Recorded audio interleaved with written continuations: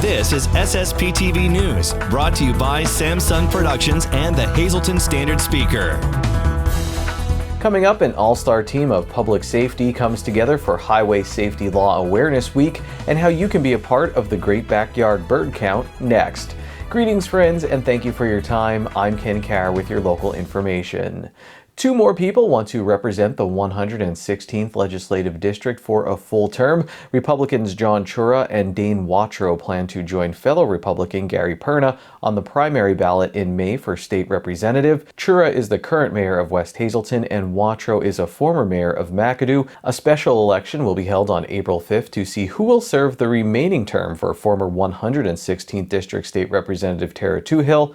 That term runs until November 30th. Toohill is now a judge in Luzerne County. Democrat Amilcar Arroyo and Republican Robert Schnee are the candidates in that special election. The Pennsylvania Department of Transportation has teamed up with the Pennsylvania State Police and Penn State Health this week to encourage drivers to put safety first. It's all part of Pennsylvania's Highway Safety Law Awareness Week. So the laws we'll be focusing on over the next week include our Pennsylvania's texting while driving ban, the seatbelt laws prohibiting individuals from driving while impaired, laws on speed restrictions, and of course our Pennsylvania's young driver laws.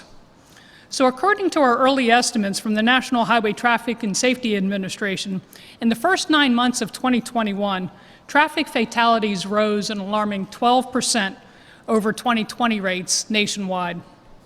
In Pennsylvania, our 2021 preliminary data shows our death on our roadways increased 10%. Over that same time period. This includes increases in fatalities for speeding crashes, distracted driving crashes, crashes involving 16 or 17-year-olds, as well as unrestrained fatalities. Now, I think we'd all agree 1 fatality is too many, and increasing numbers of fatalities on our roadways is unacceptable. For more information on PennDOT's highway safety efforts, you can visit penndot.gov/safety. This weekend, you can have an outdoor adventure from inside your home. The Standard Speaker's Kent Jackson is here to explain.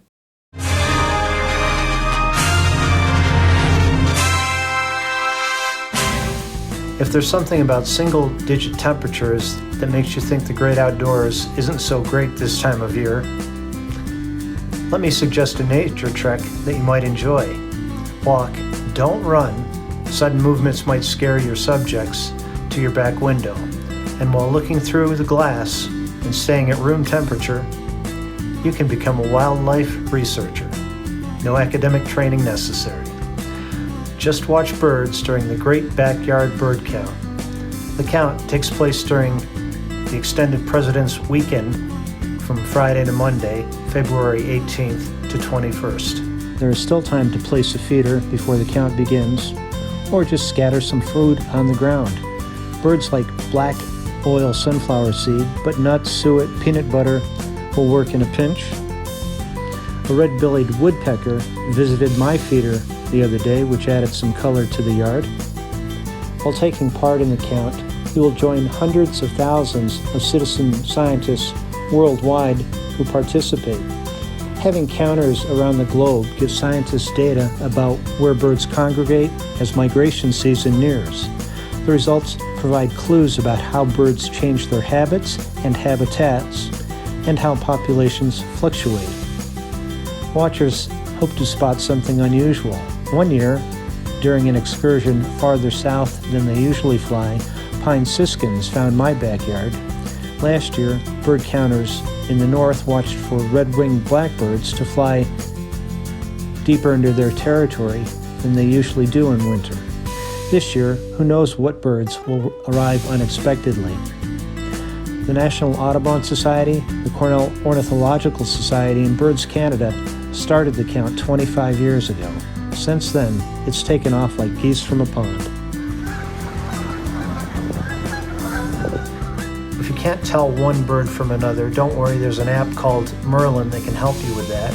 It's named after Merlin the falcon, not the wizard, but it does perform some sorcery. After you answer a few questions about the size and color of the bird, where you saw it and when you saw it, and what it was doing, Merlin will magically show you a picture of the bird that you probably saw. You can file your count on an app that's free for your cell phone called eBird. Using eBird, you can just open a checklist, and that'll bring up a list of birds that are common to your neighborhood. Just check the plus sign to record the number of sightings. If you see one blue jay that flies by your feeder 10 times during your count, just mark it once. But if you see 5 blue jays at one time, then mark 5. When your 15 minutes are up, press end to stop your count. Click submit, and that's all there is to it. And when you're done, you're part of a scientific effort with a reach as far as a bird can fly. Time now for weather on SSPTV News. The National Weather Service has issued a flood watch for our area through Friday evening. We could see flooding caused by rain, snowmelt, and ice jams. Here's our forecast from the National Weather Service. On Friday, we have a 40% chance of rain before 9 a.m., then a slight chance of freezing rain between 9 a.m. and 10 a.m. It will be cloudy through mid-morning, then gradually clearing with a high near 36 degrees, wind gusts as high as 33 miles per hour. New precipitation amounts of less than 1/10 of an inch possible.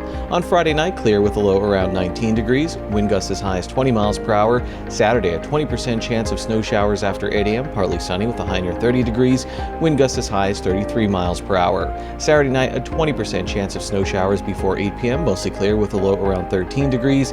Sunday, sunny with a high near 35 degrees. Sunday night, mostly clear with a low around 26 degrees. On President's Day, mostly sunny with a high near 50 degrees. And on Monday night, a 30% chance of rain and snow after 2 a.m., mostly cloudy with a low around 35 degrees. Jim Thorpe defeated Shenandoah Valley in a tight game in the Schuylkill League boys basketball semifinals. The Blue Devils were up at halftime, but a monster second half from Jim Thorpe's Caden Herron led them to victory and the Schuylkill League title game against Pontsville on Friday. Marion beat Monoy area as they worked their way to their regular season finale. Frank Valent had 16 points for the Colts, who are now getting ready for the District 11 AA playoffs with Shenandoah Valley, Tri-Valley, and possibly Monoy area. And that's today's SSPTV Standard Speaker Scoreboard. Spring is coming to bring better weather and possibly a new job for those who are looking. We have details on the upcoming Greater Hazleton Job Fair next. Later in sports, Hazleton Area High School girls basketball coach Joe Gavio shares some stories from his journey to 500 victories. We'll be right back. Sweet Arrow Lake will have 2 separate hiking adventures on Saturday, February 26th and on Saturday, March 26th. For more information, you can visit sweetarrowpark.com or you can email porcupinepat@yahoo.com. SSPTV News would like to send sincere condolences to the family and friends of these recently departed. Sister Mary Bridget Clark of Hazleton, a graveside service will be held on Saturday at 11:30 a.m. at Mount Olivet Cemetery in Carventon. The E. Blake Collins Funeral Home is in charge of arrangements. Lenore A. Coetzer, age 65 of Hazleton, a celebration of life will be held on February 26th at 11 a.m. at the Faith Assembly of God Church. Friends may call on February 26th from 10 to 11 a.m. at the church. The Crofton Hughes Funeral Home is in charge of arrangements. And James F. Krochik, age 74 of Hazleton, Mass will be held on Saturday at 10 a.m. at Holy Rosary Church. Friends may call on Saturday from 9 to 10 a.m. at the church. The Firo Funeral Home is in charge of arrangements. Tonight's obituaries are being brought to you in part by Harmon Funeral Homes and Crematory, with 2 locations in Rockland and in Drums, 570-384-3312 or 570-788-0977, and go to harmonfuneral.com.